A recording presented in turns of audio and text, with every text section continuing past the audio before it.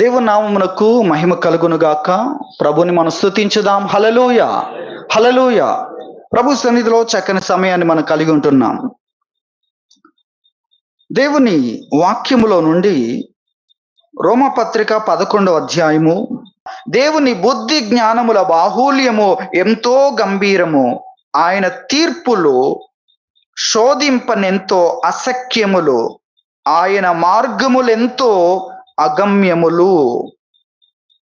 దేవుని వాక్యములో ఈ విషయాన్ని మనం ధ్యానం చేస్తున్నాం. 33వ వచనములో దేవుని జ్ఞానము ఎంతో లోతైనది, ఆయన తీర్పులు శోధించడానికి అసఖ్యములు అనే విషయాన్ని చెప్పాడు. దీని గురించి మనం ధ్యానం చేశాం. అలాగే ఆయన మార్గములు ఎంతో అగమ్యములు, ఆయన మార్గములు ఎంతో అగమ్యములు అన్న విషయాన్ని ఇక్కడ మనం చూస్తున్నాం. దేవుని మార్గాల గురించి మాట్లాడుతున్నాడు. దేవుని మార్గాలు అవి అగమ్యములు. దేవుని మార్గాలు, దేవుడు ఎక్కడున్నాడు, ఇప్పుడు ఎక్కడ పని చేస్తున్నాడు అని ఆయన ట్రేస్ చేయడం మీకు అర్థమవుతుంది కదా. అది సాధ్యం కాదు. ఎప్పుడు ఒక మార్గంలో ఎంటర్ అయ్యాడు, ఇప్పుడు ఎక్కడున్నాడు, ఇప్పుడు ఎక్కడ వర్క్ చేస్తున్నాడు ట్రేస్ చేద్దామంటే వీలవుతుందా? ఆయన మార్గాలన్నీ కనిపెడదామంటే అవి అగమ్యములో, నీవు ట్రేస్ చేయలేవు. అన్డిస్కవరబుల్ అంటాడు, అన్ట్రేసబుల్ అంటాడు.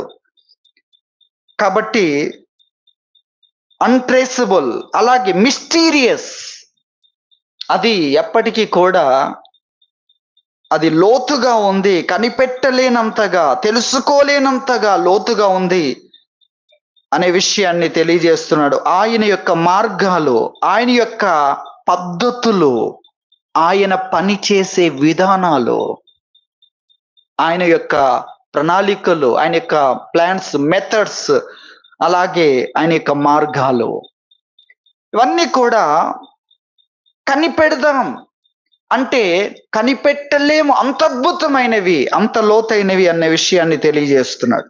మరి ఎలా ఆయన మార్గాన్ని కనిపెట్టినప్పుడు మనం ఎలా ఆయన మార్గముల్లో ప్రవేశించి ఆయన మార్గంలో నడుచుకుంటామంటే అది ఆయనే చెప్పాలి. ఆ ప్రశ్న కూడా మీకు సమాధానం దొరుకుతుంది కదా. అది ఆయనే బయలుపరచాలి. దేవుని మార్గాలను దేవుడే బయలుపరచాలి. అలా బయలుపరచాలంటే మనం ఏం చేయాలి? అడగాలి, దేవా నీ మార్గాన్ని నాకు తెలియజేయండి. భక్తులైన వారు ఎన్నోసార్లు వారు ఆ విధంగా ప్రార్థన చేశారు. మనం కీర్తన గ్రంథంలో 27వ కీర్తన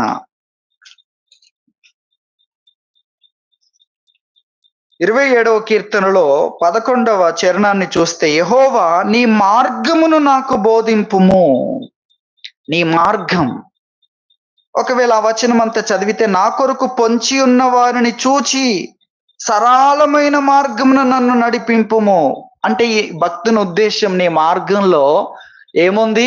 భద్రత ఉంది. దుష్టులు ఎంత కుయుక్తితో ఎవ్వరికి తెలియకుండా తంత్రములు పన్నిన నీ మార్గంలో అవి పనిచేయవు. నీ మార్గంలో ఉన్న భద్రత వేరు. నీ మార్గములో ఉన్న వారిని ఎన్ని రీతులుగా దెబ్బ కొట్టాలన్నా అది అక్కడ పని చేయదు. అది నీ మార్గం. అన్ట్రేసబుల్. అక్కడ ఆ కుట్రలు కుతంత్రాలు ప్రయోగిస్తామంటే మార్గమే అన్ట్రేసబుల్. మార్గాన్నే కనిపెట్టలేరు. ఇంకా అక్కడ వారి యొక్క ఎత్తులు, పై ఎత్తులు ఇక్కడ పారుతాయి అని భక్తుడు తన స్థితిని బట్టి దేవుని మార్గం యొక్క అద్భుతాలను గురించి జ్ఞాపకం చేసుకుంటే అక్కడ నేను ఉండాలి. ఆ మార్గాల్లో నుండి అవి నాకు సురక్షితం, నన్ను వెంటాడాలి అనుకున్న వారికి అది ప్రమాదకరం అని దేవుని మార్గాన్ని గురించి, నీ మార్గాన్ని నాకు బోధించు, నీ మార్గాలను నాకు తెలియచేయి. ఆయన మార్గాలు అద్భుతమైనవి, ఆయన మార్గాలు అద్భుతమైనవి. అసలు ఆయనే మార్గం. నేనే మార్గం అన్నాడు. నేనే మార్గం. ఆయన్ను వెంబడించకపోతే మనం దారి తప్పుతాం. దారి తప్పితే మనం గమ్యానికి చేరుకోం. గమ్యానికి చేరకపోతే ఇక్కడ అలసిపోయి, ప్రయాణం వలన అలసిపోయి నశిస్తాం అంతే. గమ్యానికి చేరుకుంటే అక్కడ మనకు ఆదరణ, విశ్రాంతి, బ్రతుకు తెరువు, బ్రతకడానికి కొరకైనవన్నీ ఆ గమ్యానికి అక్కడ ఉంటాయి. కాబట్టి ఆయనే మార్గం. ఆయన బోధించేది, ఆయన్ను వెంబడించుటలోనే మనం ఈ జీవితములో నుండి మనము అడుగు పెట్టాల్సిన జీవితంలోనికి చేరుకోవడానికి ఆయనే మార్గం.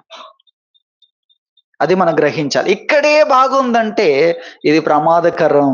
ఈ సుఖం ఎంతవరకు ఉంటుంది, ఈ సౌకర్యం ఎంతవరకు ఉంటుంది, ఈ బలం ఎంతవరకు ఉంటుంది, ఈ ఆరోగ్యాన్ని నమ్మితే మోసపోతావు, ఈ బలాన్ని నమ్మితే మోసపోతావు, ఈ జ్ఞానాన్ని నమ్మితే మోసపోతావు, ఈ తెలివిని నమ్మితే మోసపోతావు. ఇది ఎంతవరకు ఉంటుంది, ఇది ప్రమాదకరం. నువ్వు వెంటనే ఏం చేయాలి? మార్గాన్ని కనిపెట్టాలి. ఇక్కడ అనుకూలంగా ఉంది, ఇక్కడ ఉండుట మంచిది. ఏమంటున్నాడు?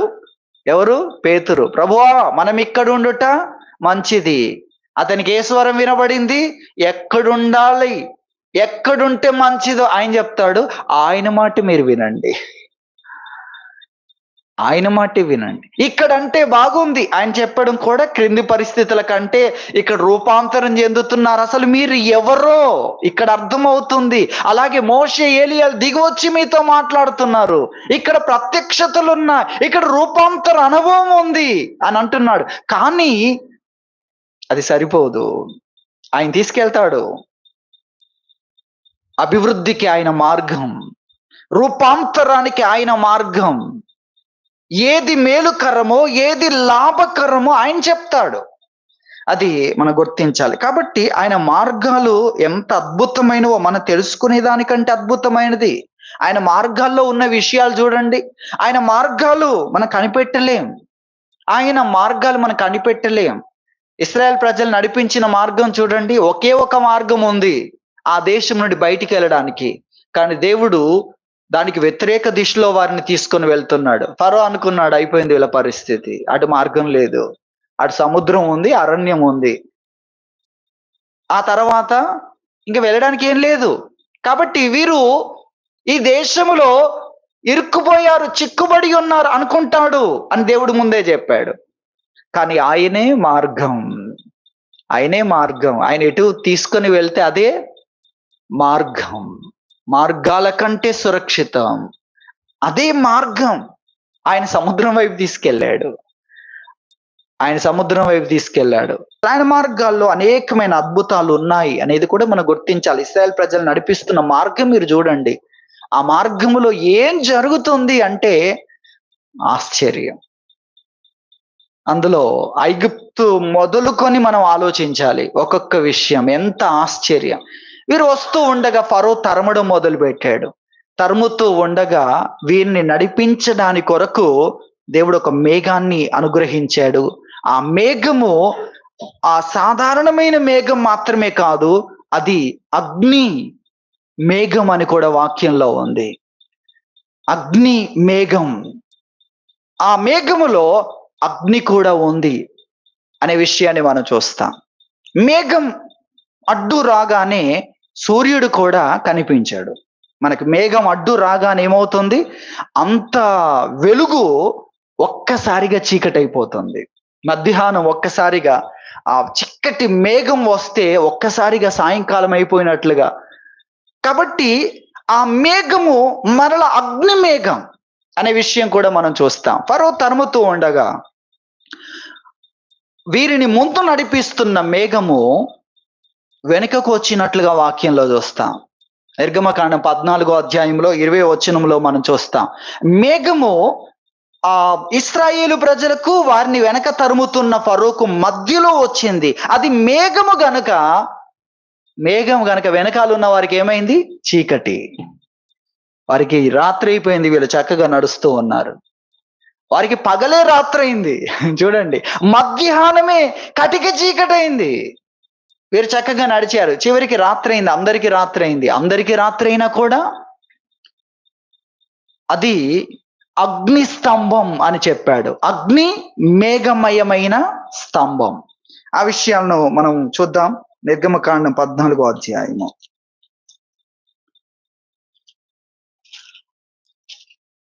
నిర్గమకాండం 14:20 అది ఐగుప్తీయుల సేనకు ఇశ్రాయేలుల సేనకు నడుమ ప్రవేశించెను. అది మేఘము గనుక వారికి చీకటి కలిగెను గాని రాత్రి అది వీరికి వెలుగిచ్చెను గనుక ఆ రాత్రి అంతయు ఐగుప్తీయుల సేన ఇశ్రాయేలీలను సమీపింపలేదు అన్న విషయాన్ని ఇక్కడ మనం చూస్తున్నాం. ఎంత అద్భుతం, ఎంత ఆశ్చర్యం. వీరికేమో భద్రత, వీరిని తరుముతున్న వారికేమో చీకటి, నడవలేని స్థితి. ఎంత తొందరపాటు ఉన్నా, ఎంత ఆసక్తి ఉన్నా, ఇటువంటి వేగముగా పరిగెత్తగలిగిన గుర్రాలున్నా, రథాలున్నా, ఎలాంటి వ్యూహాలున్నా పనిచేయవు. ఆయన మార్గంలో అవి పని చేయవు. అర్థమవుతుందా? ఆయన మార్గములో అవి పని చెయ్యవు. మన ప్రకటన గ్రంథంలో ధ్యానం చేస్తున్నప్పుడు కొన్ని విషయాలు నేర్చుకుంటాం. సాతాన్ అనేవాడు ఈ భూమి మీదకి వచ్చి 3.5 సంవత్సరాల కాలములో ఇశ్రాయేలీలను చెరపట్టి వారిని హింసించడానికి కొరకైన ఒక సమయం ఉంది. ఆ సమయంలో దేవుడు వాళ్ళకు ఒక మాట చెప్పాడు. అర్జెంటుగా కొండలకు పారిపోండి అని చెప్పాడు. ఎక్కడికి పారిపోవాలి? కొండలకు పారిపోవాలి. ఆ రోజు ప్రపంచంలో ఉన్న టెక్నాలజీ మొత్తం కూడా ఆ టెక్నాలజీ అంతటితో కలిపి ఒక బొమ్మను తయారు చేస్తారు. టెక్నాలజీ మొత్తాన్ని కలిపి తయారు చేసే ఒక బొమ్మ. ఈరోజు ఆ టెక్నాలజీ మొత్తం ఉంది మన దేశంలో. ఏఐ టెక్నాలజీ, ఆర్టిఫిషియల్ ఇంటెలిజెన్స్ అనేది ఉంది. ప్రతి దేశంలో అది ఉంది. అన్ని దేశాల్లో ఉన్నది ఒక చోట కలపడానికి కెపాసిటీ లేదు. అన్ని దేశాల్లో ఉన్నది అంతటిని ఒక్కదానితో కనెక్ట్ చేసే టెక్నాలజీ ఇంకా రాలేదు అనేది మనము గమనించాలి. దాని గురించిన వివరాలన్నీ కూడా అక్కడ విందాం, మనం ఇక్కడ సమయం లేదు. దానికి సంబంధించిన టెక్నాలజీ ఈ సమయంలో ఎంటర్ కాబోతుంది. అది మనం గమనించాలి. ఇంతకు ముందు దీన్ని అంతటిని ప్రాసెసింగ్ చేసే ప్రాసెసర్, అంటే అన్ని దేశాల్లో ఉన్న కోట్ల కొలది కంప్యూటర్ వ్యవస్థనంతటిని ప్రాసెస్ చేసే ఆ ప్రాసెసర్, ఆ చిప్ అనేది సిలికాన్ చిప్, అది దానికంటూ లిమిట్ ఉంటుంది. కాబట్టి లిమిట్ లేని ఒక దాన్ని తయారు చేస్తున్నారు. క్వాంటమ్ కంప్యూటర్స్ అనే దాన్ని రాబోతుంది. అది 10,000 కంప్యూటర్లు చేసే పనిని 1 సెకండ్లో చేస్తుందంట. దానికి లిమిట్ లేదు. అంటే అది వచ్చినప్పుడు ప్రపంచంలో ఉన్నదాన్ని అంతటిని, ప్రపంచంలోని ఏఐ టెక్నాలజీకి సంబంధించిన వ్యక్తులందరూ కలిసి వారి చేత అబద్ధ ప్రవక్త అనేవాడు సాతాను కొరకు ఒక బొమ్మను తయారు చేపిస్తాడు. ఒక ప్రతిమ. ఆ ప్రతిమ మాట్లాడుతుంది, సంచరిస్తుంది. తర్వాత ఏ వ్యక్తిని చంపాలో తనకు మొక్కని వ్యక్తి, తన ముద్ర లేనివాడు ప్రపంచంలో ఎక్కడెక్కడున్నాడో కనిపెట్టి ఆ వ్యక్తిని మాత్రమే చంపుతుంది, తల ఛేదిస్తుంది. ఈ విషయాలు మన ప్రకటన గ్రంథంలో మనం చూస్తాం. అటువంటి సమయం వచ్చినప్పుడు దేవుడు చెప్పింది ఏంటంటే కొండలకు పారిపోమన్నాడు. ఇశ్రాయేల్ ప్రజలకు కొండలకు పారిపోండి, ఆ హేయమైనది అక్కడ నిలుస్తుంది. అదే ఈ ప్రపంచంలో ఉన్న ఏ టెక్నాలజీ మొత్తముతో నిర్మించబడిన ప్రతిమ. అప్పుడేం చేయాలంటే యెరూషలేము ఎప్పుడైతే దండ్ల చేత చుట్టబడుతుందో, సాతాన బొమ్మ నిలబెట్టడానికి ముందుగా వాడు చేసే కార్యక్రమం ఏంటంటే ప్రపంచంలో తన సైనికులందరినీ ఆ పట్టణము ముట్టడి చేయమంటాడు. ఎందుకంటే రేపు పొద్దున వాడు ఏం చేయబోతున్నాడో దానికోసము సైనికులందరికీ ముందు ఇన్ఫర్మేషన్ ఇస్తాడు. కాబట్టి వారందరూ నలుమూలల నుండి యెరూషలేముకు వస్తుండగానే మీరు ఏం చేయాలంటే అది మాత్రమే మీకున్న టైం. ఆ టైం స్టార్ట్ అవుతే మీలో ఏ ఒక్కరు బయటికి వెళ్ళలేరు. కాబట్టి మీరు బయటికి వెళ్ళేది యెరూషలేము నువ్వు చుట్టుముడుతున్నారు ఎవరో సైనికులు అనేది మీకు అర్థం కాగానే ఇంటి బయట ఉన్నవాడు ఇంట్లోకి రావద్దు వస్త్రం తెచ్చుకోవడానికి. ఉన్న పొలంగా నువ్వు పారిపోవాలి. ఎక్కడికి? కొండలకు పారిపో అని చెప్పాడు దేవుడు. ఆ కొండలలో ఆయన మార్గాలు ఉన్నాయి. ఇశ్రాయేల్ దేశంలో ఆయన మార్గాలు ఉన్నాయి. కొండలకు అన్న ప్రాంతం మిస్టీరియస్.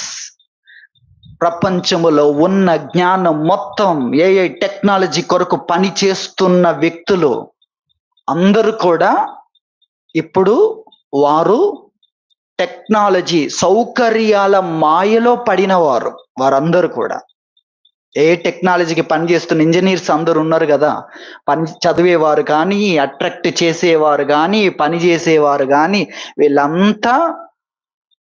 వీళ్ళంతా సాతాను కొరకు పనిచేస్తున్న వ్యక్తులు. తెలియదు. ఎందుకంటే వాడు చేసే పని ఏంటంటే శత్రువు యొక్క వ్యూహంలో నీకు తెలియకుండా వేరే దాన్ని చూపించి వాడి పని వాడు చేసేస్తుంటాడు. దేవుడు అంతకంటే గొప్పగా చేసేవాడు. అవి మనం చూస్తాం. ప్రపంచాన్ని ఒక మాయలో ఉంచి వెనుక నుండి వాడు వేరే పని చేస్తాడు. ప్రపంచాన్ని ముద్ర వేయించుకోవడం కూడా ఎలా ఉంటుందో తెలుసా? నొసటి మీద, కుడి చేతి మీద. నువ్వు ఇలా అనగానే షాప్లో ఎవరుండరు, నువ్వు షాప్లోకి వెళ్ళొచ్చు, నీకు కావలసినవన్నీ తీసుకోవచ్చు, నీ చేయి చూపించేంత. ఇప్పుడు చూడు, కారు వెళ్ళగానే నేను ఎవరు ఆపరు, ఆ కారు స్కాన్ చేస్తుంది, నువ్వు రహదారిలో దూసుకొని వెళ్ళొచ్చు అనగానే మనకి ఎలా ఉంది? అలాగే ఉంటుంది. వాడు ఆశ చూపడం కూడా అలాగే, ముద్ర కూడా అలాగే ఉంటుంది. కానీ దేవుడు కూడా తన దూతలతో ముద్ర వేయించుకుంటే ఏం జరుగుద్దో పకడ్బందీగా చెప్తాడు. ఆ రోజున అందరికీ అర్థమవుతుంది. కానీ వీడి మాయలో పడ్డవాడికి అది టెక్నాలజీ అని మాత్రమే బార్కోడ్ అనుకుంటాడు. నేను చేయి చూపగానే ఆ షాపింగ్ మాల్లో ఎవ్వరూ ఉండాల్సిన అవసరం లేదు, నేను వెళ్ళొచ్చు, నాకు కావాల్సినవన్నీ తీసుకోవచ్చు, జస్ట్ నా చెయ్యిని అట్లా చూపించగానే డోర్లు ఓపెన్ అయిపోతాయి అనే మాయలో పెడతాడు. అందరూ ముద్రించుకుంటారు. ఇక ఎలా ఉంది ఇదంతా కూడా? ఇక ఆ పేపర్లు, ఈ పేపర్లు, ఆ కార్డులు, ఈ కార్డులు, ఇవేమీ అక్కర్లేకుండగానే ఆ ముద్ర ద్వారా ప్రపంచంతోనే అనుసంధానం. మొబైల్ ద్వారా ఎలా అనుసంధానమో ముద్ర ద్వారా అనుసంధానం అయిపోతాం. ఎక్కడికి? ప్రపంచంలో టెక్నాలజీ అంతటిని కలిపిన ఒక బొమ్మ ఉంది కదా, దానికి అనుసంధానం, కనెక్టింగ్ కావడానికి.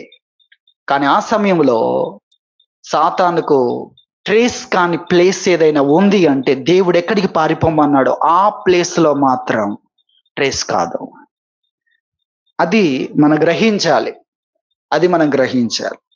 ఇది సాతాను ఇప్పుడు వింటున్నా కూడా దేవుని మార్గాలు అంత ప్రత్యేకమైనవి. దేవుడు చెప్పి కూడా ఛాలెంజ్ చేయగలడు. ఆయన మార్గాలు అంత అద్భుతం. మనం ఎందుకు ఈ మాటలు వింటున్నామంటే, మన ముగింపులోనికి రావాలంటే నేను ఇప్పుడే రాగలను. ఏంటది? కళ్ళు మూసుకొని ఆయన మార్గంలో నడువు. అదే మన ముగింపు. ఆయన మార్గాలు ఇలా అడుగు. దేవుడు తన మార్గాలను మనకు బయలుపరుస్తాడు. ఎవరికి? న్యాయము ముఖ్యం అనుకునే వాడికి దేవుడు నడిపిస్తాడు. న్యాయము, ఆయన మార్గాలు తిన్ననివి, న్యాయమైన మార్గాలు. ఆయన మార్గాలు ఎలాంటివి? తిన్ననివి. ఆయన శత్రువును దెబ్బగొట్టడానికి తిన్నని మార్గాన్ని విడిచిపెట్టేవాడు కాదు. ఆయన మార్గాలు తిన్ననివి. చెల్లించాల్సి వస్తే చెల్లించడానికి ప్రాణాన్ని పెట్టాడు ఆయన. వేరే మార్గాల్లోకి వెళ్ళాడా? తిన్ననివి ఆయన మార్గాలు, చక్కనివి ఆయన మార్గాలు. ఈ మాటలన్నీ కూడా వాక్యంలో మనం చూస్తాం. వంకర మార్గాలు, వంకర త్రోవలు సాతానివి, తప్పు త్రోవలు సాతానివి. వారు తమ కొరకు వంకర త్రోవలు ఏర్పాటు చేసుకుంటారు. యెషయా గ్రంథం 59వ అధ్యాయంలో వంకర త్రోవలు దేవునికి ఇష్టం లేవు. తప్పుడు మార్గాలు, వంకర త్రోవలు తిన్ననివి దేవునివి. ఆ తిన్ననివి వాటిలోనే అనేకమైన సమస్యలు. ఎక్కడ లేనివన్నీ సమస్యలన్నీ యుద్ధం చేసి ఎక్కడ కనబడదాం చలో అన్నట్లుగా ఎక్కడ కనబడదంటే నీతి మార్గంలో ఉన్నవన్నీ తొక్కడానికి ఈ మార్గాలన్నీ, తప్పుడు మార్గాలన్నీ ఒకటైపోతాయి. మరి అక్కడ ఉన్న శక్తి ఎంత గొప్పదో తెలియడానికి ఆయన మార్గాల్లో ఇదిగో ఐగుప్తు సేన వెంటబడుతుంటే పాపం ప్రపంచం ఆశ్చర్యపోయే వేగం, వాటి గుర్రాల వేగం. ఆ గుర్రాలకున్న గుండె ఎలాంటిదో తెలుసా? మనమైనా అమ్మో 1000 మంది ఉన్నారు సైనికులు, మనం ఒకటే కత్తి పట్టుకొని 1000 మందిని చూడగానే మన గుండె కిందికి పోద్ది. దానికి 10,000 మందిని చూసిన గుండె కిందికి పోదు. అలాగే ఒక్కొక్కడి తల తెగి పడుతూ, తలలు ఆ రక్తం అంతా దాని మీద చిమ్ముతున్నప్పుడు ఉరకలు వేస్తుందంట అది. మనమైతే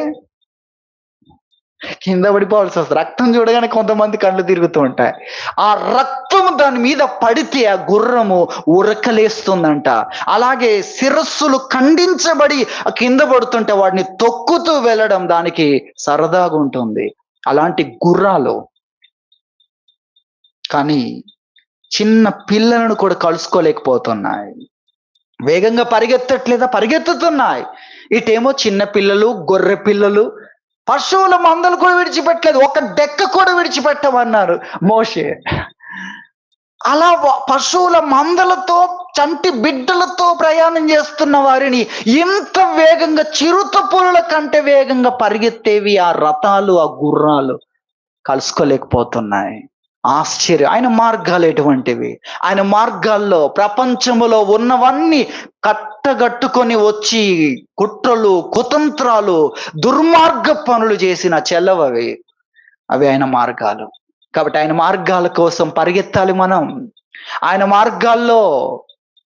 మార్గాల్లో మన ఊహకు మించిన ఆశీర్వాదాలు ఉన్నాయి. అందుకే భక్తుడు, నీ మార్గం నాకు బోధించు, నీ మార్గాలు నాకు బోధించు అని అడుగుతున్నాడు. అడుగుతూ అతడు అక్కడ వాడిన పదాన్ని మనం చూస్తే, నా కొరకు పొంచి ఉన్న వారిని చూచి నన్ను నడిపించు. అదిగో నా కొరకు చాలా మంది పొంచి ఉన్నారు. ఎక్కడ నడుస్తాడు, ఎక్కడ చిక్కులు పెడదాం, ఎక్కడ దొరుకుతాడని వాళ్ళందరినీ కూడా తలక్రిందులు చేసేవి దేవుని మార్గాలు. కాబట్టి చిన్న బిడ్డ కూడా, లేక గొర్రె పిల్ల, గాడిద పిల్ల కూడా పడలేదు ఎర్ర సముద్రంలో. కానీ వీరి యొక్క రథ చక్రాలు తలక్రిందులయ్యాయి. ఆ రథాలు తలక్రిందులయ్యాయి, రథ చక్రాలు ఊడిపోయాయి. సీసము వలె నీళ్లలో ఒక రాయి వేసినట్లుగా మునిగిపోయారు వాళ్ళంతా కూడా. ఎవరు? ఫరో సైన్యం, యోధులు. కానీ ఇశ్రాయేలు ప్రజల్లో ఒక గాడిద పిల్ల కానీ, ఒక చంటి బిడ్డ కానీ వారు అడ్డు తగిలి పడిపోలేదు. అలా నడిపించాడు అని కూడా భక్తులు దాన్ని వర్ణించారు. కాబట్టి ఆయన మార్గాలు ఎటువంటివి, ఆయన మార్గాలు ఎంత అద్భుతమైనవి, అది మనం గుర్తించాలి. దేవుడు ఆ మార్గంలో మనం నడిపిస్తున్నాడు. 14వ అధ్యాయం నిర్గమకాండంలో 25వ వచనాన్ని మనం చూస్తే, 25వ వచనములో 24 నుండి చూస్తే, అయితే వేకువజామున యెహోవా ఆ అగ్ని మేఘమయమైన స్తంభము నుండి, ఆ స్తంభం మేఘము మాత్రమే కాదు, అగ్నితో కూడినది, అగ్ని మేఘమయమైన స్తంభము నుండి ఐగుప్తీయుల దండు వైపు చూచి ఐగుప్తుల దండును కలవరపరిచి వారి రథ చక్రములు ఊడిపడునట్లు చేయగా వారి రథ చక్రాలు ఊడిపోయాయి. అక్కడ దేవుని మార్గంలో వారి రథాలు ఇనుప రథాలు, వారి రథ చక్రాలు ఎంత స్టాండర్డ్ అవి ఊడిపోయడం ఏంటి అసలు? అదే ప్రదేశంలో నడుస్తున్న వారు చిన్న పిల్లలు ఉన్నారు, గొర్రె పిల్లలు ఉన్నాయి, గాడిద పిల్లలు ఉన్నాయి, అవి చక్కగా వెళ్తున్నాయి. దేవుని మార్గాలు ఎటువంటివో మీరు ఆలోచించండి. సాతాను ఎన్ని కుట్రలు కుతంత్రాలు చేసినా కూడా విజయం నీదే. దాని కొరకైన ఏర్పాట్లన్నీ ఎక్కడున్నాయి? ఆయన మార్గాల్లో ఉన్నాయి. ప్రస్తుతం ఉంది, గతం ఉంది, వర్తమానం ఉంది, భవిష్యత్తు అన్నిటినీ ఎరిగిన వాడు చెప్పే మార్గం అది. ఆ మార్గాలను దేవుడు మనకు ఉపదేశిస్తున్నాడు అన్న సంగతిని మనం గుర్తించాలి. ఆయన మార్గము న్యాయ మార్గము. ప్రకటన గ్రంథం, దేవుని వాక్యములో ప్రకటన గ్రంథం 15వ అధ్యాయము 3వ వచనం మనం చూస్తే, వారు ప్రభువా దేవా సర్వాధికారి, నీ క్రియలు ఘనమైనవి, ఆశ్చర్యమైనవి, యుగములకు రాజా, నీ మార్గములు న్యాయములను సత్యములను అయ్యున్నవి. నీ మార్గాల్లో న్యాయమైనవి. ఆయన మార్గాల్లో న్యాయం ఉంది. కొంతమంది కనుగొనలేకపోతున్నారేమో. ఆయన మార్గాలు న్యాయముతో నిండినవి. ఆయన ఎక్కడ దేన్ని చేసినా అక్కడ పరిపూర్ణమైన న్యాయం తప్ప వేరేది ఉండదు. వంకర మార్గాలు ఆయనకు లేవు. ఆయన చెప్పిన మార్గంలోనే విజయం ఉంది. ప్రపంచం అంతా ఒక్కటైనా కూడా, ఆ మార్గానికి వ్యతిరేకంగా నిలబడ్డా కూడా ఓడిపోవడం ఆ మార్గంలో ఉంది. ఆ మార్గం ఎటువంటి? దేవుడు మనల్ని మనకు బోధిస్తున్న మార్గం, దేవుడు మనల్ని నడువమంటున్న మార్గం, అది ఆయన మార్గం, మనది కాదు. ఎవరి మార్గం అది? ఆయన మార్గం. ఆయన మార్గాల కొరకే ఆయన సన్నిధికి వచ్చాం. ఆయన మార్గాల కొరకే ఎదురు చూస్తున్నాం. ఆయన మార్గాల కొరకే మనం ప్రార్థన చేయాలి. ఆయన మార్గాలు న్యాయముతో నిండినవి. ఆయన మార్గాలు న్యాయముతో నిండినవి అన్న విషయాన్ని మనం గుర్తించాలి. అలాగే మరొక మాటను మనం జ్ఞాపకం చేసుకుంది, ఆయన మార్గాల్లో ఉన్న విషయాలు ఎటువంటివి అనేవి చూస్తే ఆశ్చర్యం. ఎక్కడున్నాయి ఆయన మార్గాలు? దేవుడు నీకేది బోధించాడో ఆ బోధించుట ద్వారా నువ్వు నడుస్తుంటే అది ఆయన మార్గం, అది ఆయన మార్గం. మనం వాక్యంలో చూస్తే యోసేపును జ్ఞాపకం చేసుకోనండి. యోసేపు దేవుడు చెప్పినట్లు నడుచుకుంటున్నాడు. నడుచుకుంటే ఆయన మీదకి అన్ని సమస్యలు వచ్చాయి. అన్నలు కోపం తెచ్చుకున్నారు, మత్సరపడ్డారు, తర్వాత పగ పెంచుకున్నారు. పగ ఏంటి? పగ ఏంటి? శత్రులైపోయారు. ప్రాణాలు తీయాలనుకుంటున్నారు వారు. కలలు కనేవాడు వస్తున్నాడు, ఈరోజు వీడిని చంపితే వీడి కలలు ఏమవుతాయి? చూడండి ఎలా ఆలోచిస్తున్నారు. సాతాను ఎలా ఆలోచిస్తాడో ఆ సాతాను పట్టడం అంటే ఇదేనేమో కదా. సాతాను అనుకుంటాడు కదా ఈ విధంగా. దేవుడు ఒక వాగ్దానం మనకు చెప్తే ఆ వాగ్దానాన్ని పట్టుకొని దేవుణ్ణి స్తుతిస్తూ ఉంటే వాడు అనుకుంటాడు ఇవన్నీ కూడా. వాడు అనుకుంటే మరి దేవుడు, ఆయన పేరు యెహోవా, ఆయన ఉన్నాడు. ఆయన ఎవరు? ఆయన ఉన్నాడు. ఆయన ఉన్నాడు కదా మధ్యలో. నేను యెహోవాను, కొన్ని విషయాలు చెప్తూ నేను ఉన్నాను. గ్రుడ్డివాని ఎదుట అడ్డం వేయకు. ఎందుకో తెలుసా? నేను యెహోవాను అన్నాడు. నేనున్నాను. ఉన్నాను అన్న దాంట్లో అనేకమైన విషయాలు ఉన్నాయి. ఆయన తీర్పరి, ఆయన చూస్తున్నవాడు, చూసుకునేవాడు, ప్రతిఫలం ఇచ్చేవాడు, ఇవన్నీ అందులో ఉన్నాయి. కాబట్టి మనం గ్రహించాలి, యోసేపు దేవుని మార్గంలో నడుస్తుంటే అతనికి ఎటువంటి భయంకరమైన పరిస్థితి వచ్చిందంటే, అన్నలంతా ఒకటే చంపాలని గుంటలో తోసేశారు. ఒక లోతైన బావిలో తోసేశారు. బావిలో పడ్డాడు. అక్కడ ఆయన మార్గాలు ఉన్నాయి, కాపాడడానికి ఉన్నాయి.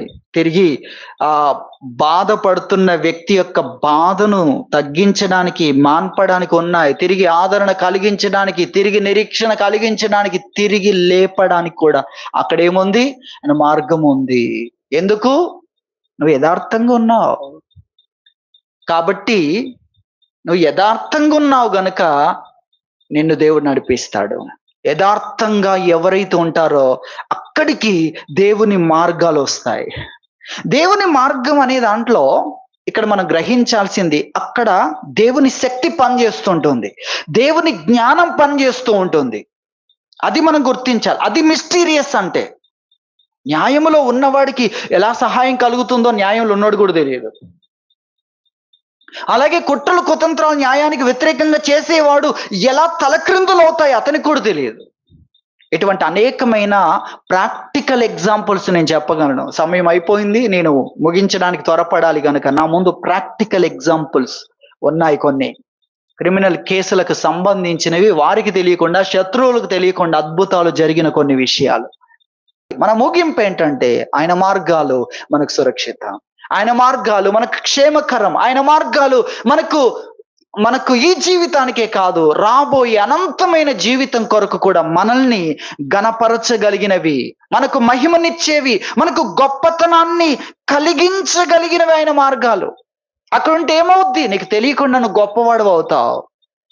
నీకు తెలియకుండానే దేవుడు నీ దగ్గరికి వచ్చి ప్రమోషన్ ప్రకటిస్తాడు. ఏం జరిగింది? ఏం లేదు, ఖాళీ కూర్చున్నావు, అక్కడ నిలకడగా ఉన్నావు గనక నీకు ప్రమోషన్. ఎక్కడ మీరు ఎక్కడికి వెళ్ళారు? అక్కడ కాదు, దేవుని మార్గాల్లో. మీరు ఇక్కడ ఉంటే దేవుని మార్గాల్లో, అర్థమవుతుంది కదా, దేవుని మార్గంలో, దేవుడు ఉపదేశించిన మార్గంలో నీవు ఉంటే చాలు, జీతం ఆయన ఇస్తాడు. ఎందుకు జీతం ఇస్తున్నావు? ఆ చెప్పినవాడు ఆయన, యజమానుడు. అర్థమవుతుందా? యజమానుడు ఆయన. దేవుడు నీకు ఓ పని చెప్పాడు, కూర్చోమంటే కూర్చో, దేవుడు నీకు జీతం ఇస్తాడు. ఎదురు చూడమంటే ఎదురు చూడు, దేవుడు నీకు జీతం ఇస్తాడు. ఎదురు చూడడం ద్వారా ఏం పోయిందో అదంతటిని దేవుడు నీకు ఇస్తాడు. 75 సంవత్సరం నుండి 100వ సంవత్సరానికి అబ్రహాం ఎదురు చూశాడు. దేవుడు 100వ సంవత్సరంలో ఏం చేశాడో తెలుసా? 100వ సంవత్సరంలో అతనికి 20 సంవత్సరాలు ఎదురు చూస్తే, 20 సంవత్సరాలు ఎదురు చూశాడు కదా, దేవుడు 25వ సంవత్సరం వరకు తీసుకెళ్ళాడు. దేవుడు 100వ సంవత్సరంలో 20 సంవత్సరాల వ్యక్తిగా చేశాడు దేవుడు. ఇంకా 75 సంవత్సరాలు బ్రతికాడు అతను. అర్థమవుతుందా? 175. 20 సంవత్సరాలు ఎదురు చూడడం ద్వారా దేవుడు ఇచ్చినవి ఇక్కడివి లెక్క పెట్టడానికే మనకు కష్టం అవుతుంది. ఇక అక్కడివి తెలిసినవి తక్కువ.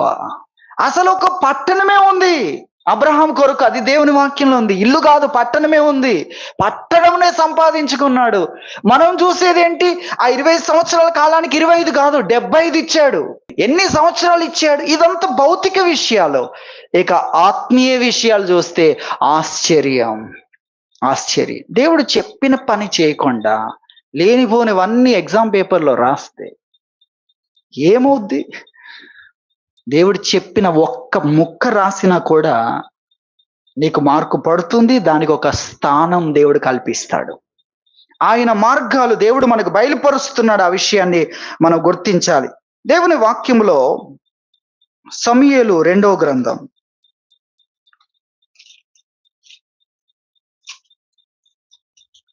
22వ అధ్యాయము 33వ వచనం చూడండి.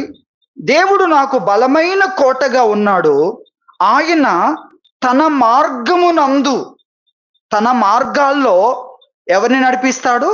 యథార్థవంతులను నడిపిస్తాడు. ఆయన మార్గంలో ఎవరు ప్రవేశిస్తారు? ఎవరు యథార్థంగా ఉన్నారో వాళ్ళని తీసుకొస్తాడు.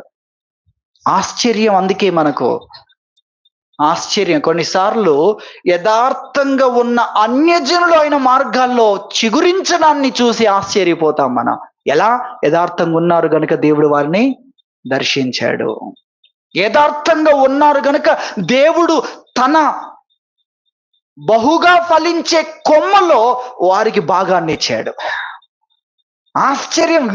వీరేంటి ఇశ్రాయేలు యొక్క యేసుక్రీస్తు వంశావళిలో ఈ అన్య వ్యక్తులేంటి అంటే వారు యథార్థంగా ఉన్నారు. వారు ఎలా ఉన్నారు?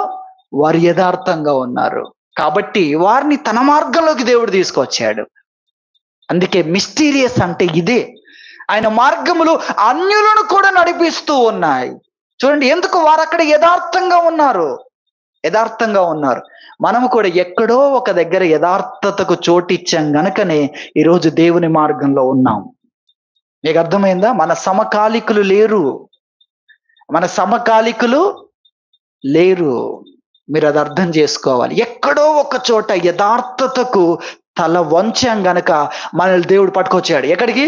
తన మార్గంలోకి. నేను దేవుని మార్గంలో ఉన్నానని గంభీరంగా చెప్పగలిగే స్థితిలో ఉన్నా. ఇది బయటి వ్యక్తికి ఎలా ఉంటుంది? దేవుని మార్గమా? అలాంటి పేరు కూడా పెట్టారా రోడ్డుకు అనుకుంటాడు. అర్థమవుతుంది? అది అర్థం కాదు. అర్థమయ్యే స్థితిలో కూడా లేడు. మనమైతే నేను దేవుని మార్గంలో ఉన్నానని గంభీరంగా చెప్పగలను. వారు దేవుని మార్గం అంటే ఇదేంటి? దేవుని మార్గం ఏంటి? అనేక మార్గాల గురించి వారు చెప్తారు. ఇది ఎక్కడుంది? యథార్థవంతులను ఏం చేస్తాడు? తన మార్గంలో. నువ్వు అక్కడే ఉంటే నీ యథార్థతని కాపాడలేదు. కానీ నీ పట్ల, నీ దగ్గరికి నేను వచ్చాను. ఎందుకు? నా మార్గంలోకి తీసుకురావడానికి. నా మార్గంలో ఏముందో తెలుసా? అద్భుతాలు, ఆశ్చర్యాలు. ఇక్కడ రూపాంతర అనుభవం ఉంది. అంటే ఏంటి? చావు లేకుండా జీవించడం ఇక్కడ ఉంది. ఎంత ఆశ్చర్యం చూడండి. ఆయన మార్గాలను గురించి చెప్పాలంటే అనేకమైన విషయాలు. ఆ లాజరు రోగంతో ఉన్నప్పుడు రాలేదు, రోగం ముదిరినా రాలేదు, రోగం చంపినా రాలేదు, కుళ్ళిపోయిన తర్వాత వచ్చాడు. 5వ రోజు, 4వ రోజు కుళ్ళిపోతుంది శవం. 4 రోజులు అయిపోయింది. అది గుర్తించాలి. 4వ రోజు కూలిపోవడం స్టార్ట్ అవుతే 4 రోజులు అయిపోయిన తర్వాత వచ్చాడు. వచ్చి వారందరూ ఎక్కడున్నారంటే, ఈయన రోగం రాకుండా కాపాడొచ్చు గదా! ఎక్కడున్నారు వాళ్ళంతా? ప్రభువేమో, నేను ఎక్కడికి తీసుకెళ్దాం అనుకుంటున్నాను, మీరు ఈ శరీరంలోనే చావాలనుకుంటున్నారేంటి? అంటే బ్రతకాలనుకుంటున్నారేంటి?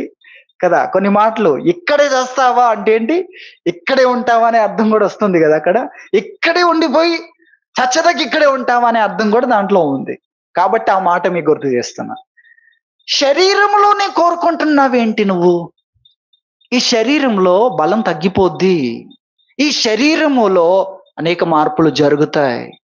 ఒక్క స్థాయి వరకే ఉవ్వెత్తున ఎగసే కెరటం. తర్వాత అంతా పడిపోవడం, రాలిపోవడం, కోల్పోవడం. ఒక స్థాయి వరకే జ్ఞాపక శక్తి, తర్వాత కోల్పోవడం. ఒక స్థాయి వరకే దాని బలం, దాని ఆనందం. తర్వాత పరిస్థితి ఏంటి? పడిపోవడమే, దిగిపోవడమే, క్షీణించడమే. ఎక్కడుంటే అదే. కానీ నిన్నెక్కడికి తీసుకెళ్లాలనుకుంటున్నానో తెలుసా? ఆశ్చర్యకరమైన స్థితిలోనికి నేను తీసుకెళ్లాలనుకుంటున్నాను. రూపాంతర అనుభవం, చావు లేని జీవితంలోనికి, క్షయత లేని జీవితంలోనికి. అది ఆయన సందేశం అక్కడ.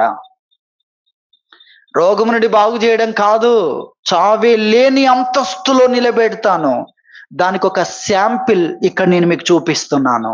కుళ్ళిపోయిన శవాన్ని బ్రతికి మీ ముందు పెట్టడం, ఇది ఒక శాంపిల్. అసలైంది నాది వేరుంది. ఏంటది? నా యందు విశ్వాసం ఉంచిన వాడు చనిపోయినా బ్రతుకుతాడు, తర్వాత ఎన్నటికి చనిపోడు. అది అసలైంది. మనము సర్వలోకానికి వెళ్ళి సర్వ సృష్టికి చెప్పమన్నది ఇది. ఏంటది? నీవు కుళ్ళు చూడకుండా నిత్యము బ్రతికే వెలను దేవుడు చెల్లించాడు. ఇక నువ్వు చావాల్సిన అవసరం లేదు, కుళ్ళిపోవాల్సిన అవసరం లేదు, నరకానికి వెళ్ళాల్సిన అవసరం నీకు లేదు. నీ కొరకు వెల చెల్లించబడింది. నువ్వు మరణంతో చెప్పొచ్చు, నీకు నాకు ఎలాంటి నిబంధన లేదు, ఒప్పందం లేదు, నీ పత్రాలు కూడా చెల్లవు. ఎందుకు? దానికి రుణం యేసయ్య చెల్లించాడు. ఎవరు గంభీరంగా చెప్పగలరు? మనం మాత్రమే. ఎందుకు? దాన్ని మనం విన్నాం, గ్రహించని వారందరికీ మళ్ళీ వాళ్ళకి వినిపించాల్సిన అవసరం ఉంది. గ్రహించే వరకు దేవుని యొక్క పని. సమయం ఇవ్వడం కానీ, ఆ గ్రహింపుతో ప్రపంచాన్ని ముగించడం. ఆ గ్రహింపు కలగడానికి అవసరమైతే ఆకాశాన్ని భూమి మీద గుర్తించగలడు. ముగింపు చేయాలి కదా. ముగింపు చేసే సమయంలో అవి చేస్తాడనేది మనం గుర్తించాలి. కాబట్టి మనం నేర్చుకుంటున్న దేవుని మార్గములో యథార్థవంతులను నడిపిస్తాడు. యథార్థంగా ఉంటే వారు దేవుని మార్గంలోనికి వస్తారు అనే విషయాన్ని గురించి దేవుని వాక్యంలో మనం చూస్తున్నాం. అలాగే దేవుని వాక్యములో కీర్తనల గ్రంథము 25వ కీర్తన 9వ చరణాన్ని మనం చూస్తే, న్యాయ విధులను బట్టి ఆయన దీనులను నడిపించును, తన మార్గమును దీనులకు నేర్పిస్తాడు. తన మార్గమును దీనులకు నేర్పును అనే విషయాన్ని గురించి మనం ఇక్కడ చూస్తున్నాం. అలాగే 12లో, యెహోవా యందు భయభక్తులు గలవాడు ఎవడో వాడు కోరుకొనవలసిన మార్గం ఆయన వానికి బోధించును. ఇదే కదా దేవుడు మనకు తెలియజేస్తుంది.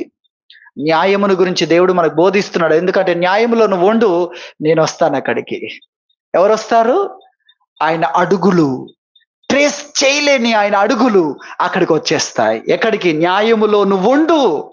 మరణము నిన్ను మృంగినా, రోగము నిన్ను తాకినా, రోగం ముదిరినా, మరణము మృంగినా, నీవు ఎండిన ఎముకలాగా మారిన నేను వచ్చేస్తాను. యోసేపు చెప్తున్నాడు, దేవుడు మీకోసం ఒక స్థలాన్ని ఏర్పాటు చేశాడు. అద్భుతమైన దేశం. మీ కొరకు మీరు ఎక్కడికి వెళ్ళినా బానిసలే. మీరు ఎక్కడికి వెళ్ళినా బ్రతుకు తెరువు కొరకు బ్రతకాల్సిన వారే. ఎవరైనా మిమ్మల్ని చెరపట్టి దాసులుగా చేసుకుంటారు. మీరు స్వతంత్రులు అయ్యేది మీరు పరిపాలన చేయగలిగిన ఒక స్థలాన్ని, అది కూడా అద్భుతమైంది, అక్కడ తీసుకెళ్తాడు దేవుడు. మీ వద్దకు వచ్చి తీసుకెళ్తాడు. కాబట్టి నన్ను ఇక్కడ సమాధి చేయకండి. ఏమంటున్నాడు? నన్ను ఇక్కడ సమాధి చేయకండి, నన్ను సమాధి చేయొద్దు, నా ఎముకలను ఒక బాక్సులో పెట్టి ఉంచాలి. అందరూ ప్రాణముతో ఎదురు చూస్తుంటే యోసేపు ఎముకలు ఎదురు చూస్తున్నాయి. ఫరోను చూసి అందరూ నిరాశకు లోనవుతుంటే యోసేపు ఎముకలు కదులుతున్నాయి. మీకు అర్థమవుతుందా? ఎంత ఆశ్చర్యం! యోసేపును ఎరుగని రాజు, అంటే కొన్ని వందల సంవత్సరాలు గడిచింది, ఒక 400 సంవత్సరాలు. 400 సంవత్సరాల తర్వాత పరిస్థితులు మారిపోయి ఆశాజనకంగా ఏ ఒక్క పరిస్థితి లేదు.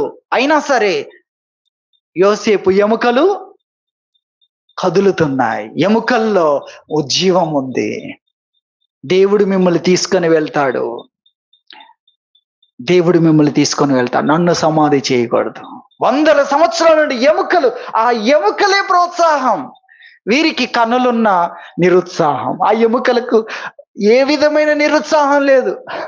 మీకు అర్థమవుతుందా? చెవులు వినబడుతున్నాయి కనుక వీళ్ళకి నిరుత్సాహం, కళ్ళతో పరిస్థితిని చూస్తున్నారు కనుక వీరికి నిరుత్సాహం. యోసేపు ఎముకలకు ఏ విధమైన నిరుత్సాహము లేదు. కాబట్టి నిజంగా ఆశ్చర్యం. దేవుడు మిమ్మల్ని దర్శిస్తాడు, తీసుకొని వెళ్తాడు ఇక్కడి నుండి అని యోసేపు చెప్పాడు. దేవుడు దర్శించి వారిని తీసుకెళ్లడం అనేది ఎంత ఆశ్చర్యం! ఈ లోపల ఎన్ని జరిగినా సరే దేవుడు వచ్చాడు, తీసుకొని వెళ్ళాడు. దేవుడు చెప్పిన ప్రదేశం యోసేపుకు తెలుసా? అది భూమి మీద ఎక్కడో తెలుసా? తెలియదు. కానీ ఆ స్థలాన్ని చూశాడు.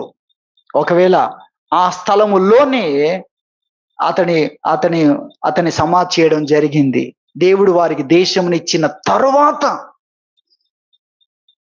మోషే దేవుని సన్నిధికి వెళ్ళిన తర్వాత యెహోషువ కాలములో ఆ దేశమునిచ్చిన తర్వాత యోసేపును ఆ దేశములో ఆ ఎముకలను సమాధి చేశారు. ఎందుకు వింటున్నాం ఇదంతా? ఎందుకంటే ఆయన మార్గంలో నువ్వు ఉంటే దేవుడు నీ కొరకు చేయవలసింది అంతటిని నీ దగ్గరికి తీసుకొస్తాడు. మహిమను కూడా నీ దగ్గరికి తీసుకొని వస్తాడు.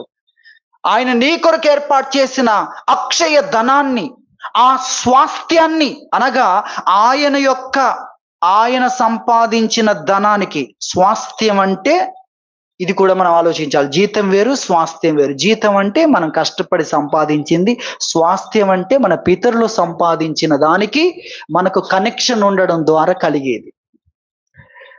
నీవు యేసుక్రీస్తు నామమునందు విశ్వాసం ఉంచినందుకు ఆ యొక్క విశ్వాసము కూడా ఆ స్వాస్థ్యానికి వారసత్వాన్ని కలిగిస్తుంది. ఇది కూడా ఉంది, మనం గుర్తించాలి.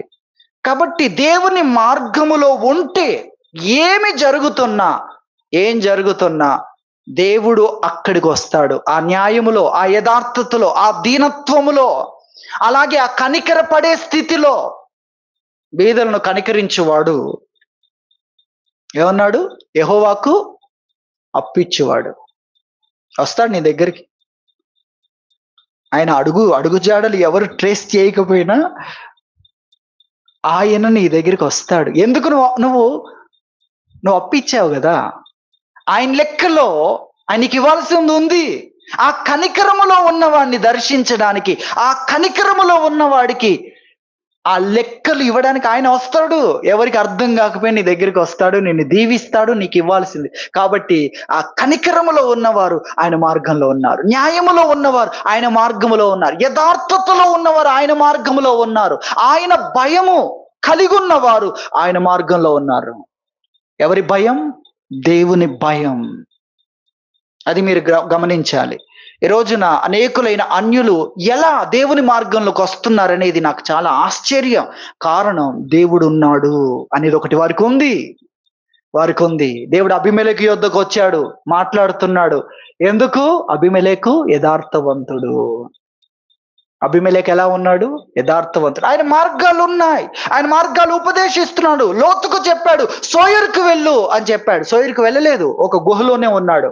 సోయరులో దేవుని మార్గం ఉంది. నువ్వు భయపడ్డ భయం అక్కడ లేదు. అబ్రహాం భయపడ్డాడు. బయటికి వెళ్ళేటప్పుడు వెంటనే భార్యతో ఒక నిబంధన, ఇదిగో నువ్వు ఇట్లా చెప్పాలని చెప్పాడు. కానీ ఆ దేశంలో, ఫిలిస్తీన్ల దేశంలో అడుగు పెట్టినప్పుడు అబీమెలెకు రాజుగా ఉన్న ఆ స్థలములో ఆయన అనుకున్నట్టుందా? లేదు. ఆయన అనుకున్నట్టు లేదు. కాబట్టి మనం నేర్చుకుంటున్నాం ఆయన మార్గాల్లో ఏ పరిస్థితి కలిగినా, యోసేపుకి ఏ పరిస్థితి కలిగింది? ఆ గుంటలో పడ్డాడు, చివరికి అమ్మేశారు. అతడు ఒక బానిసగా వెళ్తున్నాడు. అది ఆయన రూట్. నీకు అర్థమైంది? ఆయన రూట్ ఇప్పుడు ఎట్లుంది? నువ్వు న్యాయంగా ఉంటే నేను ఎక్కడ తొక్కుతారో అక్కడ ఉన్నాయి ఆయన రూటు. నువ్వు అనుకున్నావు కదా సన్మానములు అక్కడ ఇక్కడ, కాదు ఆయన రూట్ ఇట్లా ఉంది. మరి యేసుప్రభు పుట్టినప్పుడు అని పదం వాడుతున్నాం, కానీ ఆయన ముందే ఉన్నాడు. ముందుండి వచ్చిన వ్యక్తిని ఏమంటారు? ముందు లేకుండా అప్పుడే వచ్చిన వ్యక్తిని పుట్టడం అంటారు. అందుకే కొంతమంది పుట్టడం కాదు, అవతారం, అవతరించాడు అనే పదం సూట్ అవుతుంది. అవతరించాడు, ఆయన ముందే ఉన్నాడు. ఆయన ముందే ఉన్నాడు. అయితే ఆయన ఏం చేశాడు? అవతరించాడు అనేది మనం చూస్తున్నాం. ఆయన బాలునిగా, శిశువు అనే మాట చూసాం కదా, శిశువుగా ఒక బాలునిగా వచ్చాడు. వచ్చినప్పుడు ఆయన యూదుల రాజుగా వచ్చాడు. కాబట్టి ఆ నక్షత్రము నడిపిస్తున్న వ్యక్తులు ఆయన మార్గాలను కనిపెట్టడానికి ప్రయత్నం చేస్తున్నారు. నక్షత్రం నడిపించింది దాదాపుగా 2 సంవత్సరాల లోపు, అంటే 1.5 సంవత్సరం వరకు ఆ నక్షత్రాన్ని చూసి నడుస్తూ వచ్చారు. వచ్చి చివరికి ఆ యొక్క యెరూషలేముకు వచ్చిన తర్వాత అక్కడ వారు సొంతంగా ఆలోచించారు, రాజు కదా ఆయన అని రాజు దగ్గరికి వెళ్ళారు. రాజుకి ఇన్ఫర్మేషన్ తెలుస్తుంది, ఎందుకంటే ఆ ప్లేస్కే వచ్చాం మనం, ఆ దేశంలోనికి వచ్చాం అన్నట్లుగా వారు ఆ విధంగా ఆలోచించారు. కానీ ఆయన మార్గం ఎక్కడుంది?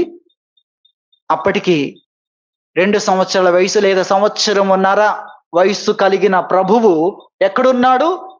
అక్కడికి నక్షత్రం వెళ్ళింది. అప్పుడు ఒక ఇంట్లో ఉన్నాడు. అక్కడ ఒక ఇంట్లో ఉన్నాడు. అక్కడికి వెళ్ళి ఆగినప్పుడు ఆ ఇంటిలోనికి ఆ ఇల్లు ఎలా ఉంది? సాధారణమైన ప్రజలు ఉండే ఇంటికి వీళ్ళు వచ్చారు. ఆ వీధి, ఆ గ్రామం ఎలా ఉండాలి ఆ రోజున? ఆయన మార్గాలు రాజుల గృహములో ఉంటాయని వీరు ఆలోచిస్తే, ఆయన మార్గాలు సాధారణమైన ప్రజల మధ్యలో, వీధుల్లో అక్కడ ఉంది. దేవుడు మనల్ని ఎక్కడ పెట్టాడో అక్కడ ఆయన మార్గం ఉంది. అక్కడ మార్గం ఉంది. నువ్వు న్యాయములో, యథార్థతలో దీనుడవై ఉంటే మనుషులు నిన్ను ఎక్కడ పెడుతున్నారో అందరు తోసేస్తున్నారేంటి? గొప్ప మార్గం నుండి దూరంగా తోసేస్తున్నా. అక్కడ దేవుని అడుగుజాడలు ఉన్నాయి. నువ్వు భయపడాల్సిన అవసరం లేదు. యోసేపు దేవుని మార్గాల్లో నడుచుకుంటుంటే, దేవుని యందు భయభక్తులు కలిగి ఉంటే అతను అమ్మేశారండి, తుక్కు కింద అమ్మేశారు. బానిసగా వెళ్తున్నాడు. ఇక్కడ వారికి ముందుగా ఒకరిని ఆయన పంపెను అని ఉంది వాక్యంలో. ఇవన్నీ చూపించడానికి ఇప్పుడు సమయం లేదు. ఎవరు పంపించారంట? దేవుడు. ఆయన మార్గాలు ఎలా ఉన్నాయి? బానిసగా ఉంది, చూసారా? మరి బానిస ఎలా అయ్యాడు? నమ్మకంగా ఉన్నందుకు, యథార్థంగా ఉన్నందుకు, ఏది దాచుకోకుండా అన్నలకు తనకు దేవుడిచ్చిన దర్శనాన్ని చెప్పినందుకు ఈ స్థితి. దేవుడు నిన్ను ఎలా ఉండమంటున్నాడో అది నిన్ను ఎక్కడికి తీసుకెళ్తుందో అది దేవుని మార్గమే. అది తొక్కబడుతున్నా, అందరు వ్యతిరేకులు అవుతున్నా, న్యాయాన్ని బట్టి, గర్వము కాదు, అహంకారము కాదు, న్యాయమును బట్టి, నీతిని బట్టి, యథార్థతను బట్టి, అలాగే తగ్గించుకోవడాన్ని బట్టి మనకేం జరుగుతున్నా, మనం ఎక్కడున్నాం? దేవుని మార్గంలో ఉన్నాం. ఆ మార్గంలో నీకేం జరుగుతున్నా దేవుడు వచ్చి నీకు ఇవ్వవలసిందంతటిని ఇస్తాడు. చివరికి తన మహిమలో నిన్ను వారసునిగా చేస్తాడు. గనుక మనం ఆయన మార్గంలో కళ్ళు మూసుకొని నడవాలి. ఆయన మార్గంలో ఆనందించాలి. ఆయన మార్గంలో ఆయన జ్ఞానం ఉంది. ఆయన మార్గంలో ఆయన శక్తి ఉంది. సాతాను తలంపులు తలక్రిందులు చేసేది ఆయన మార్గంలో ఉంది. నీ కొరకు చేయవలసిందంతా ఆయన మార్గంలో నీవు ఉంటే ఆయన చేస్తుంటాడు. అవన్నీ కూడా ఆయన జ్ఞానం పనిచేస్తుంది. అక్కడ ఆయన శక్తి పనిచేస్తుంది. దేవుడు నిన్ను నడవమంటున్న మార్గంలో ఆయన జ్ఞానం పనిచేస్తుంది. ఆ మిస్టీరియస్ మానవ జ్ఞానానికి, ఊహకు అందనివన్నీ కూడా అక్కడ జరుగుతూ ఉంటాయి. ఒక రోజున మనకు అర్థమవుతుంది. దేవుడు నడిపించిన ఈ మార్గం నేను అనుకున్న మార్గాలన్నిటికంటే ఎంత ఎక్కువలో నన్ను నిలబెట్టింది అనేది ఒక రోజున దేవుడు చూపిస్తాడు. అప్పుడు కొన్ని ఎగ్జాంపుల్స్ తీసుకుంటాడు. నువ్వు అనుకున్నది, ఊహించింది ఆ విధంగా దేవుడు నిన్ను నడిపించకుండా నువ్వు ఆశ్చర్యపడ్డ సందర్భాలన్నిట్లో దేవుడు ఎందుకు ఆ మలుపు తీసుకున్నాడో, దాని ద్వారా నీకేం ఒరిగిందో దేవుడు ఒక రోజున అవన్నీ కూడా నీకు తెలియజేస్తాడు. అప్పటి వరకు విశ్వాసాన్ని కొనసాగించక తప్పదు. అప్పటి వరకు విశ్వాసాన్ని కొనసాగించాలి. దేవుని మార్గములో ఎంత ఆశ్చర్యము ఉంది, ఎటువంటి మేలులు ఉన్నాయనేది గ్రహించి ఆయన మార్గములో ఆనందముతో, అతిశయముతో ఆయన మార్గంలో నడవాలని ప్రభు మనకు తెలియజేస్తున్నాడు. దేవుడి వాక్యం దీవించునుగాక. ప్రార్థన చేసుకుందాం.